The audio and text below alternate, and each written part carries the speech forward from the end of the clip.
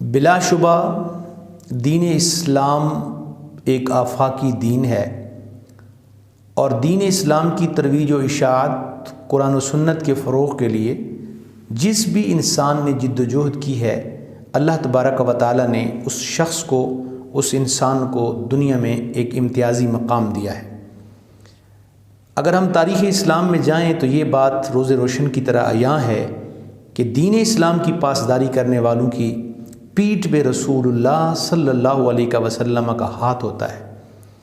جس نے بھی دین اسلام کی ترویج و اشاعت کے لیے قولاً فعلاً عملاً اپنے مال سے، اپنی جان سے، جس بھی طریقے کے ساتھ دین اسلام کو پروان چڑھانے میں کردار ادا کیا، اس کا معاوضہ، اس کا عوض رب العالمین نے سرکار عالمین صلی اللہ علیہ وسلم کے وسیلے سے اس کو دنیا میں عطا کر دیا۔ حضرت ابو القاسم فرشتہ اپنی کتاب تاریخ فرشتہ میں لکھتے ہیں کہ سبکتگین ثانی کو ہمیشہ 3 چیزوں کی تشنگی رہی، 3 سوالات اس کے ذہن و دماغ میں کھٹکتے رہے، اور اس کے ان سوالات کے جواب کے لیے وہ مختلف علماء، مفتیان کرام اور درویشوں کی خدمت میں حاضر ہوتا رہا۔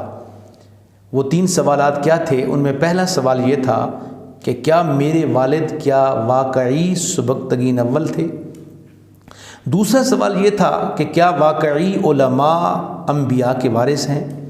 اور تیسرا سوال یہ تھا کہ کیا میری آخرت درست ہوگی، یعنی میں جنتی ہوں گا یا جہنمی؟ وہ مختلف ہیلوں سے صوفیاء کے پاس جاتا اور ان سوالات کی بابت دریافت کرتا، علماء کے پاس جاتا، پوچھتا، مگر اس کی کنفیوژن قائم رہی اور کبھی بھی ان کو ان سوالات کے جواب نہیں ملے۔ ایک مرتبہ رات کو گشت کر رہا تھا، ایک دکان کے آگے سے گزرا تو اس نے دیکھا کہ ایک طالب علم ہے، رسول اللہ صلی اللہ علیہ وسلم کی حدیث مبارکہ کی کتاب ہاتھ میں تھامے ہوئے ہے، اور ایک دکان کے سامنے جاتا ہے، دکان کے اندر لائٹ جل رہی ہے، کچھ چراغ جل رہے ہیں، اس کی روشنی میں کتاب کے اوراق کو دیکھتا ہے، پھر اندھیرے میں جاتا ہے اور یاد کرتا ہے، پھر اگلا سبق اس چراغ کی روشنی میں آ کے دیکھتا ہے، پھر اندھیرے میں جا کے یاد کرتا ہے۔ سبکتگین ثانی نے اپنے خلفاء سے پوچھا یہ کیا ہے ماجرا؟ تو انہوں نے بتایا یہ بچہ ہے، طالب علم ہے، رسول اللہ کی حدیثیں یاد کرنے کے لیے لگتا یوں ہے کہ اس کے پاس روشنی کا انتظام نہیں۔ بادشاہ نے حکم دیا اسے شاہی چراغ دیا جائے، مہینے بھر کا اس کے اندر جو تیل ڈالا جائے وہ شاہی خزانے سے دیا جائے، اور اس کے تمام ایکسپنسز، اخراجات بھی شاہی خزانے سے ادا کیے جائیں۔ واپس پہنچ گیا، محل میں پہنچا، رات کو سویا، سرکار عالمین صلی اللہ علیہ وسلم کی خواب میں زیارت نصیب ہوئی۔ خود تو سو گیا لیکن قسمت جاگ گئی۔ حضور علیہ السلام کی ایک صفت ہے جوامع الکلم۔ جب وہ سویا تو حضور علیہ السلام خواب میں تشریف لائے اور ایک جملہ کہا، یبن سبکتگین اسعدک اللہ فی الدارین کما عززت ورثتی۔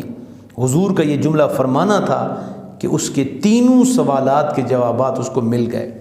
حضور نے ارشاد فرمایا، اے سبکتگین کے بیٹے، اس کا پہلا سوال کہ میں سبکتگین اول کا بیٹا ہوں یا نہیں، اس سوال کا جواب اسے مل گیا۔ دوسرا سوال اس کا یہ تھا کہ کیا علماء انبیاء کے وارث ہیں کہ نہیں؟ حضور نے فرمایا کما عززت ورثتی، جیسے تو نے میرے وارث کو عزت دی، اللہ دنیا اور آخرت میں تمہیں ایسے تکریم دے۔ دوسرا سوال حل ہو گیا۔ اور تیسرا سوال کہ میری دنیا تو کامیاب ہے، میں شہنشاہ ہوں، بادشاہ ہوں، آخرت میں کیا ہوں گا؟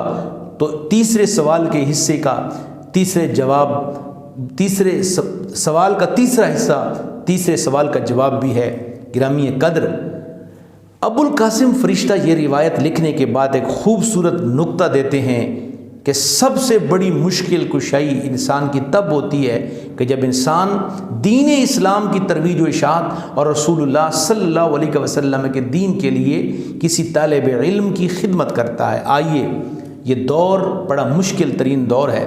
سائنس اور ٹیکنالوجی کی دوڑ میں ہم دین اسلام کو، دین فطرت کو، قرآن سنت کو، اور جو ہمارے فقہی علوم ہیں، جو ہماری تہذیب و تمدن ہے، چراغ مصطفی صلی اللہ علیہ وسلم ہے، اس کو بجھایا جا رہا ہے۔ اس کو حقیر سمجھا جا رہا ہے۔ آئیے آج بھی اگر ہم در دولت مصطفیٰ سے منسلک ہونا چاہتے ہیں تو اس کا طریقہ یہ ہے کہ ہم قرآن کو پروموٹ کریں، رسول اللہ کی حدیث کو، دینی علوم کو پروان چڑھانے میں اپنا کردار ادا کریں، تو یقین مانیے اس کے ذریعے ہماری دنیا بھی سنور سکتی ہے اور آخرت بھی۔ اللہ کریم ہمیں دین اسلام کی ترویج و اشاعت کے لیے اپنا کردار ادا کرنے کی توفیق عطا فرمائے۔